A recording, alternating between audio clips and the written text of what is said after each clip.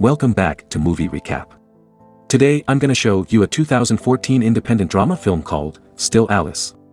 Spoilers ahead. Sit back, relax, and enjoy the video. The movie begins with the Howard family in a swanky, upscale Japanese restaurant in New York City. The mood is celebratory as they celebrate the matriarch. It's Alice's 50th birthday, and her kids are in town, well, 2 out of the 3 at least. Present with Alice at the table is her physician husband, John, eldest daughter Anna, and her husband Charlie. Before the family starts with dinner, the middle child arrives, Tom. Before toasting Alice, Anna makes a snide remark about Tom's serial dating and overall unreliability. Tom lets Anna's remark pass, and proceeds to talk to his father about medicine, as he is currently attending medical school. Not one to let anything pass, Anna turns her attention to their youngest sibling's absence from dinner. Alice informs her eldest that Lydia is missing dinner tonight because she has an important audition coming up. Lydia, the youngest of the family, is trying to make it as an actress out in Los Angeles. Sometime later, Alice is in Los Angeles. She is being introduced as a guest speaker at UCLA's cognitive science class. It is revealed that Alice is a world-renowned linguistics professor, holding the title Dr. Alice Howland. She is an accomplished academician and a resident professor at the prestigious Columbia University in New York. Alice delivers a compelling guest lecture to the young, impressionable students of UCLA. She speaks with an even-keeled confidence as if she's delivered the lecture hundreds of times before. However, she gets rattled when she suddenly loses her train of thought and forgets what she's saying for a brief moment. After her lecture, Alice takes time to visit Lydia at her LA apartment. The mother and daughter go out for lunch to catch up. Over their meal, Lydia excitedly talks to her mom about her blossoming acting career. But the conversation turns tense when Alice starts to nag her daughter about pursuing a college education. Lydia defends her life choices and asks her mother to be supportive of her the same way she was supportive of Anna in law school and Tom in med school. Alice is initially unrelenting in pressuring Lydia. The younger Howard stays her ground and tells her mother that she's really happy with what she's doing. Arriving at an impasse, Alice apologizes and drops the subject altogether. When Alice arrives back home in New York, she goes for a jog out in the Columbia University grounds. Just like in her earlier lecture, she is so focused on her running, but suddenly stops and appears to forget where she is.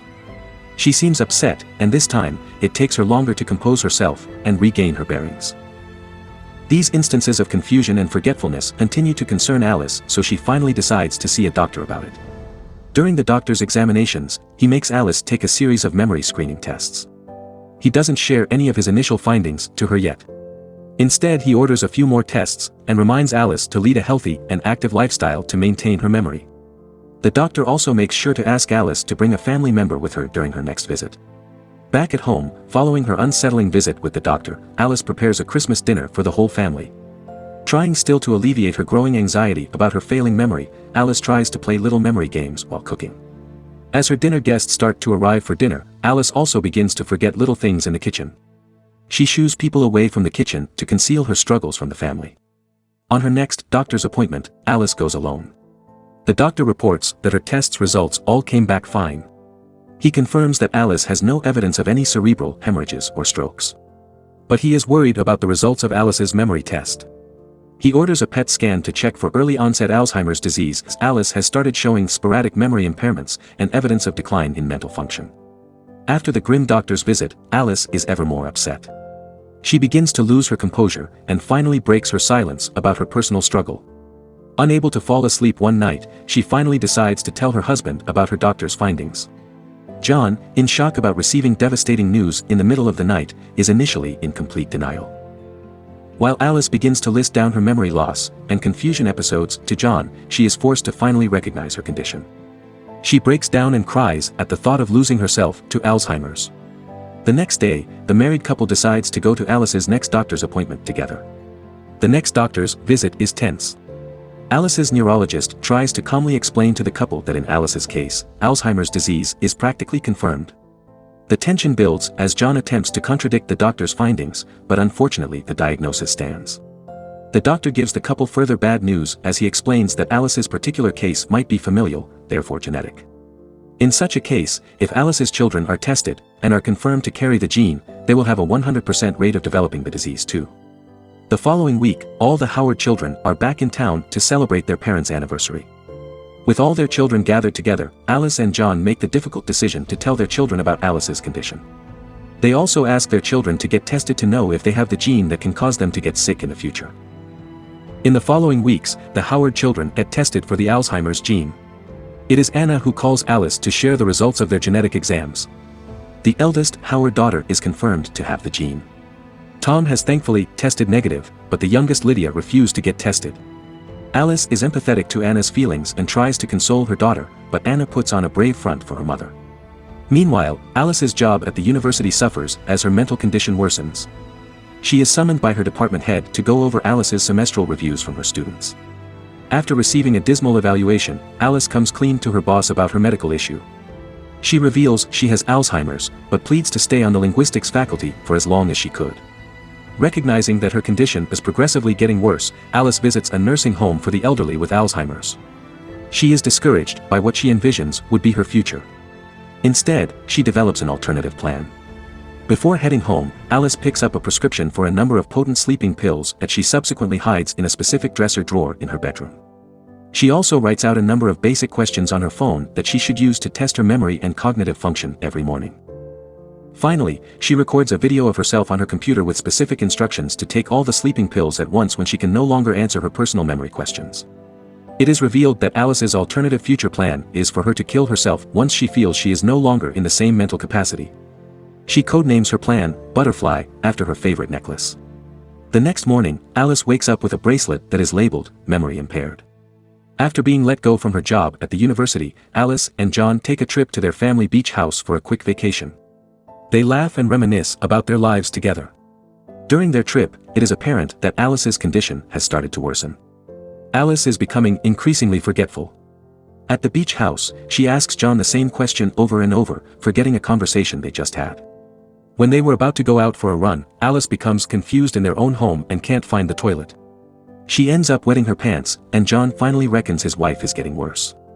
In the same trip, Lydia comes up to the beach house to see her parents. Again, Alice pressures her into going to college.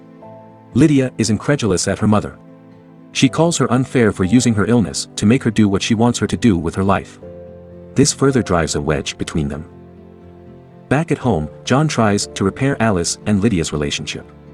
He tells Alice to read one of Lydia's plays for them to have something to bond over. It initially works as the two women finally talk candidly about the play Angels in America. But when Lydia realizes her mother has read through her journal, she is outraged and storms off. The next day, the rest of the Howard children arrive at the beach house. They have all come together to support Lydia on her upcoming play. After a tense confrontation at the breakfast table between Anna and Lydia, Alice remembers she had a fight with Lydia too. The mother and daughter finally share a tender moment together, and Alice apologizes to Lydia for upsetting her the day before. Lydia tries to brush it off, saying Alice won't even remember it, but Alice insists that she is truly sorry. Alice opens up to Lydia about what it feels like to slowly lose her memory. The family goes to see Lydia perform at the local theater the next night. Lydia gives a wonderful performance, and her family congratulates her backstage. The rest of the family discovers the real extent of Alice's condition, and she appears not to recognize Lydia as her daughter after the play. During the next visit with the doctor, John raises his concern over Alice's rapidly deteriorating condition. The doctor explains how with Alice's condition, sometimes those with a higher level of education, things do go faster. The doctor tries to alleviate John's fears by saying he has seen some patients plateau eventually. During the next Alzheimer's Association Care Convention, Alice has been appointed to speak. She prepares her speech by reading it to Lydia over a video call. Alice uses a highlighter to mark her speech to make sure she doesn't read the same line over and over. Lydia gives her mother pointers on how to improve her speech to make it a little more personal. Alice is agitated and upset about Lydia's critique of her speech and drops the call on her. At the conference, Alice's family attends to support her. She delivers an impeccable and heartfelt speech about living with Alzheimer's, ultimately taking Lydia's advice to make her speech more personal. Back at home, Alice continues to deteriorate. One evening, Alice bolts up from bed and frantically searches all over the house for her phone. She is intent on finding it to try and answer her personal memory test. She had a meltdown when she couldn't find her phone. John calms her down and promises to look for her phone the next morning. Sometime later, Anna visits her parents. For a moment, Alice confuses her for her sister who has been dead for a long time. Subsequently, John finds Alice's missing phone. It has been in the freezer all along. To Alice, it was only missing for a night, but according to John, it has been gone for a month. One morning, John takes Alice to see Anna in the hospital. The eldest, Howard daughter, has given birth to twins. At the hospital, Alice becomes emotional at the sight of her grandchildren. She asks to hold the babies, and although the new parents are initially apprehensive, they ultimately let her hold her grandchild. Later, Alice now has a carer named Elena that watches her at home. Now that Alice and Lydia have repaired their strained relationship, they regularly talk over video calls. After one particular call, Lydia sends Alice a copy of her headshots. While trying to open the file, Alice accidentally opens her butterfly video. Alice smiles at her youthful self on the screen. The recorded video gives Alice concise instructions to find the sleeping pills she hid, and to take them all. It takes Alice multiple viewings of the video before she finally locates her pills. She is about to take them when she gets distracted by the arrival of her carer. In that split second, she forgets what she was about to do. The movie ends with Alice and Lydia together once again. Lydia has finally moved back home to New York to look after her ailing mother. The two bond as Lydia reads Alice a section of Angels in America. After she finishes, she asks her mother what the film is about, and Alice, now unable to speak well anymore, only manages to mumble the word, love. Thanks for watching. Subscribe for more videos like this to help the channel out. Have a nice day.